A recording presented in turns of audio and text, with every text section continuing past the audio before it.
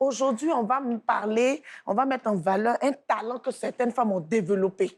Ah, c'est intéressant. On va parler du vol. Les femmes qui volent. C'est-à-dire qu'aujourd'hui, là, non, elles sont fortes. Il y en a qui se débrouillent pas mal. Oh, elles ont développé un nouveau système de vol. Et on a plusieurs catégories comme ça. On a les servantes.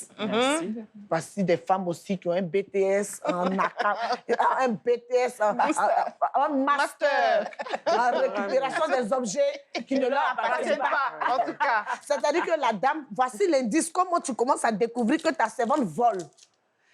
Elle peut être plus âgée que toi, mais elle est toujours maman. Quand elle commence à t'appeler maman, tu l'observes. Elle commence tout doucement, elle n'est pas pressée. Hein. Au début, à la maison, on paye 4 gombos à 100 francs. Et puis, à un moment, tu commences à envoyer que les 4 gombos commencent à faire 500. Après, les 4 gombos commencent à faire 1000 francs. Chaque jour dans le marché, elle a toujours 1 000 francs de gérétien, un 2 000 de gérétien, un 3 000. À la base, elle est venue pour faire la cuisine. Mais elle commence à rentrer un peu dans ton salon, dans ta chambre. Tanti, j'ai pris tes chaussures là, comme c'était devant la porte, j'ai mis ça là-bas. Et quand tu reviens, c'est bien rangé. Toi, tu es heureuse. Tu te dis, ah, mais celle-là, elle est bien. Je l'ai appelée pour venir faire la cuisine, mais 2 jours là, elle prend le ménage bien. Sauf que dans le ménage, parmi tes 17 chaussures, un peu, il y a une chaussure qui disparaît. Un peu, il y a une chaussure qui disparaît. Si vous quand tu fais la... Merci. Même quand vous ne faites pas la même posture, tu peux prendre par donner à sa maman, à sa tante. Quand elle fait la lessive, un peu, tu sens que tes body, shine, ont commencé à disparaître. Un peu, c'est comme ça, elle commence à voler. Et là, elle est en train de faire ce qu'on appelle une inspection immobilière. C'est-à-dire qu'elle est en train de maîtriser tous les plans de ta maison. Elle, si elle est amoureuse, tu es morte. Chaussures de ton mari. Portable de ton mari, tout ce qu'elles ramassent dans la maison, elles vont donner soit à leurs enfants à la maison ou elles vont donner à leurs gars. Elles sont souvent en complicité. Et même d'autres personnes, d'autres voleurs dehors qui viennent voler à la maison. Faites très attention. Des servantes voleuses. Et elle, là, le jour où tu l'attrapes, son pardon. Son pardon. C'est-à-dire que même le Seigneur regarde comme ça, petit. Ouais, je suis fière. Et puis on a les copines. Ça, c'est le vol le plus toxique. Les meilleurs amis. Ah oui? Genre Debo et Delali, quand c'est plus Delali vole. Comment tu peux penser que c'est bouillon? Mais là où ça fait mal, c'est-à-dire que c'est ta CP. Tu vois, c'est ta badée, c'est ta copine de tous les jours. Vous faites les 400 coups ensemble. Même si on dit que quelqu'un a volé, tu vas penser à tout le monde, sauf à elle. En temps, c'est la voleuse qui est là.